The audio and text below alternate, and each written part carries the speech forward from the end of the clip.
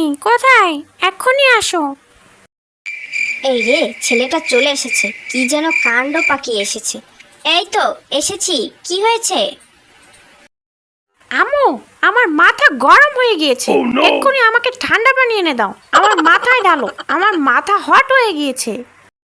তুমি কি জানো না আল্লাহ তাআলা ধৈর্যশীলদের পছন্দ করেন? তুমি কেন ধৈর্য না ধরে উল্টো পাল্টা বক বক করছো ইয়ামিন? শান্ত হও ইয়ামিন, কি হয়েছে আমাকে খুলে বলো তো। এত কিছুর পরেও তুমি আমাকে শান্ত হতে বলছো মা? তোমার সাহস কেমন করে হয় মা? আমি তো বুঝতেই পারছি না। আরে বাবা, আমি তো শুনতেই চাইছি, কি হয়েছে আমাকে খুলে বলবে তো বাবা। আরে জানো আজকে কি হয়েছে? সিয়াম আমার সাথে আজকে স্কুলে কি করেছে তুমি জানো? তুমি জানলে তো অবাক হয়ে যাবে। ও আজকে আমার পেন্সিল নিয়ে গিয়েছে। আমি ওকে বাধা দেয় ও আমাকে আরো বেশি কথা বলেছে। এটা কি মানা যায় বলো?